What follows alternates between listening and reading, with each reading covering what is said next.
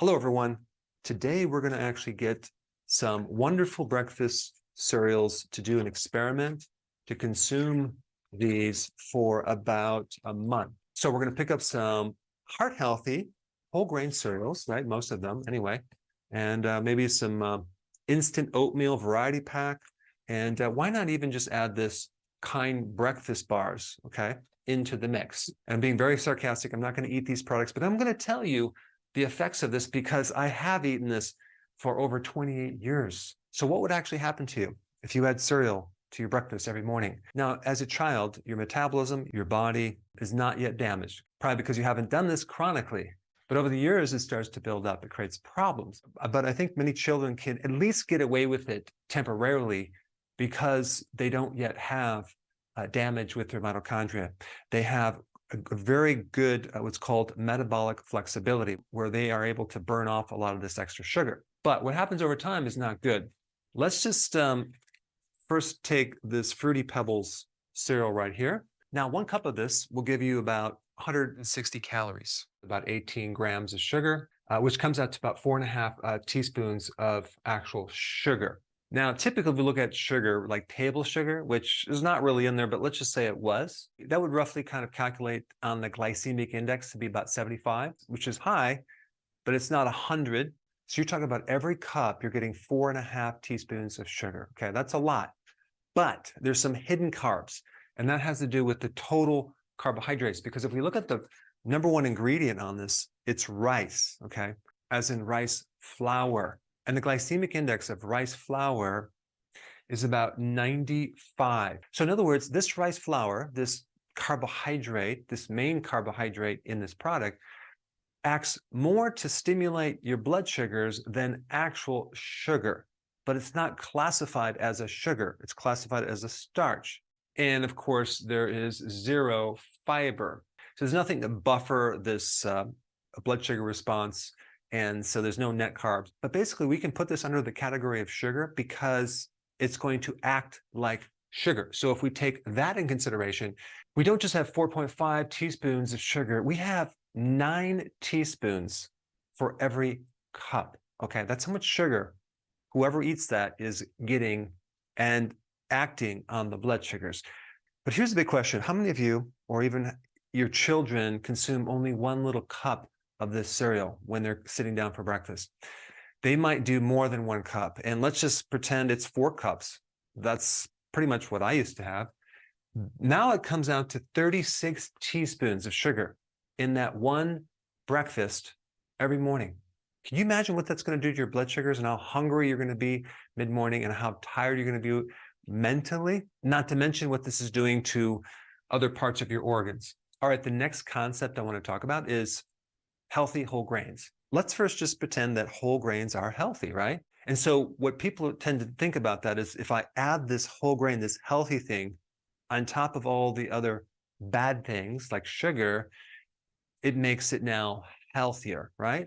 Well, let's take a look at a couple things. When you add sugar to protein in there, that's like the gluten, or to fat, and there's oils in these cereals as well, you start to create this thing called glycation. Glycation simply is the binding of a sugar molecule to a fat or to a protein. And those tend to accumulate and build up in the body, and they become unusable.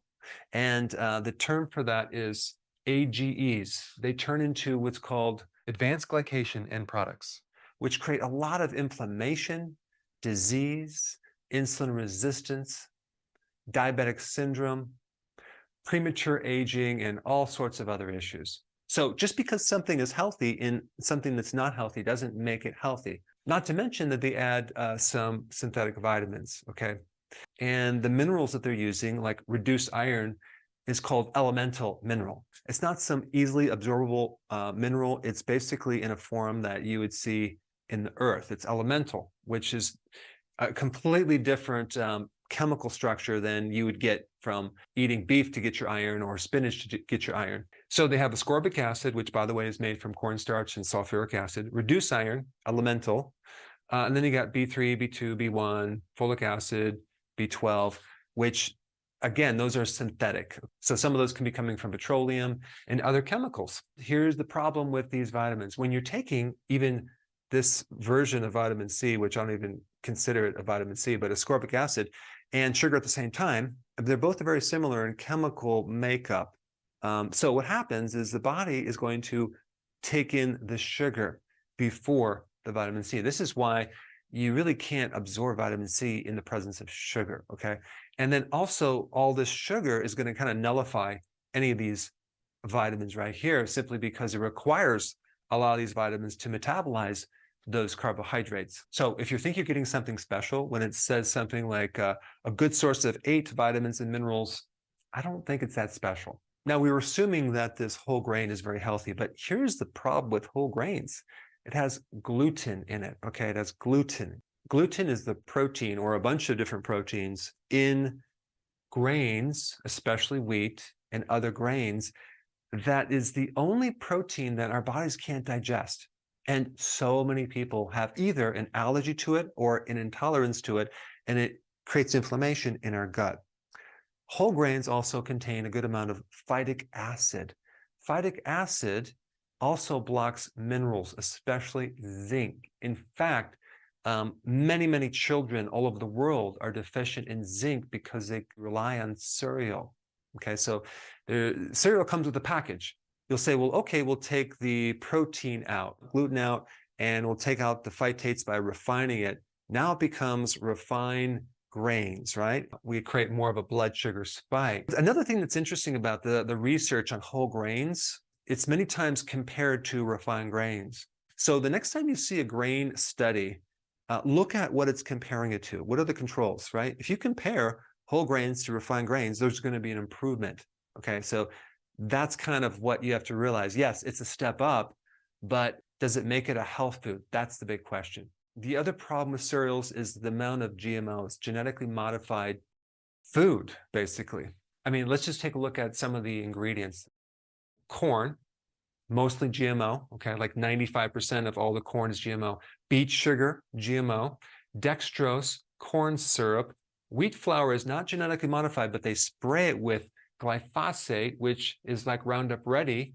And that's really the whole goal of GMO, is to make it resistant to glyphosate so they can spray it and kill the weeds, but not the actual plant. So the plants now are resisting that, and they're also killing insects because they give off the certain chemicals. So is that a healthy thing? Research will tell us. Modified food starch usually comes from corn, cottonseed oil. Cotton is GMO, believe it or not. Maltodextrin usually comes from corn or other starches, GMO. Oats is usually not GMO, but it's sprayed with glyphosate. Then you have soluble corn fiber. These are the ingredients of a box of cereal. And for many years, people are fighting to put GMOs on the label so they can see this, but there's been a huge pushback by these companies not to put it on there. So what they did, they came up with a better idea. Now they are transparent, but they don't use the word GMO. They use another word called bioengineered food ingredient. That means GMO. You can kind of see in fine print right down here where that is. There's other things like artificial colorings, BHT and BHA, which are preservatives, which are known to act like estrogen in the body. Sometimes they want a convenient, maybe a better version of these cereals. So they'll have like a breakfast, kind of a cereal bar, right? Sustained energy from 100% whole grains, gluten-free. Okay, here's the problem, total carbohydrate. 29 grams, okay, with 3 grams of fiber. Plus, on top of that, we have added sugars, 6 grams of added sugar per serving. So there's a lot of sugar. They add some protein in there. Remember the glycation when you combine it? So the first ingredient is oats, then tapioca syrup, okay, then peanuts, then brown rice flour, okay, then we have cane sugar, peanut butter, canola oil, raisin paste, peanut oil, peanut flour, millet, sea salt, buckwheat. So anyway, I think this may, for some people, make you very, very tired. A real quick story about my own health. This is like a really big turning point in my entire life. For years, I had blood sugar problems. I had a lot of health problems. I had a lot of brain fog. I was irritable, depressed. I couldn't wake up in the morning until 11, probably 11:30. So as I was searching for answers, I stumbled on this book called Mastering the Zone, okay? And I read the first chapter. That's the only thing I ever read from that book. And it mentioned something about blood sugar and refined carbs and insulin. Somehow I kind of missed this in school. But the next day, okay, I stopped eating all my different breakfast foods, okay, because I used to have cereal and a muffin for breakfast every morning, okay, to some buffalo burger. That's what I had. It was like a huge shift. Someone took this helmet of brain fog off of my head, like within a few minutes, and I felt so good. I was like, oh my gosh, this is amazing. So that's really what started the whole reversal of all my health problems, of just getting off this sugar, especially for breakfast. And of course, after this, I wrote a book on this, recommending that everyone should have protein for breakfast. Recently updated that and, made some improvements. You don't even need a breakfast, okay? Just ride the wave, have your first meal at lunch, and you'll do fine. A couple last points about this topic, okay? Cereal, AKA ultra-processed food. And I wouldn't even call it food because it doesn't resemble food. It's junk food, okay? And 67% of a child's calories are ultra-processed food from junk food. So this is junk food. And very unfortunately, if you go to the grocery store, there's a lot of it. 83 or 84% of all the calories in grocery stores are ultra-processed food. So anyway, what happens when you consume cereal every morning for a month? You're going to end up like I did, pre-diabetic, completely exhausted all the time, can't wake up in the morning, grouchy, depressed, anxiety, arthritic, brain fog, not to mention weight gain, fatty liver, etc., etc. So I want to propose an idea. If you do cereals or your children do cereals, just try this for one day. Switch that breakfast to a protein breakfast, steak and eggs, buffalo burger, fish, whatever. Just have protein and just watch how much better you feel from that one tiny little change. And then you decide what you should eat. Now, because of the censoring and the suppressing of the algorithms on YouTube, it's becoming more difficult to find my content. And there's a lot of content that I cannot put on YouTube, unfortunately. So to make sure you have full access of all my information, go to drberg.com and subscribe to my newsletter by clicking the link down below in the description. I will see you on the other side.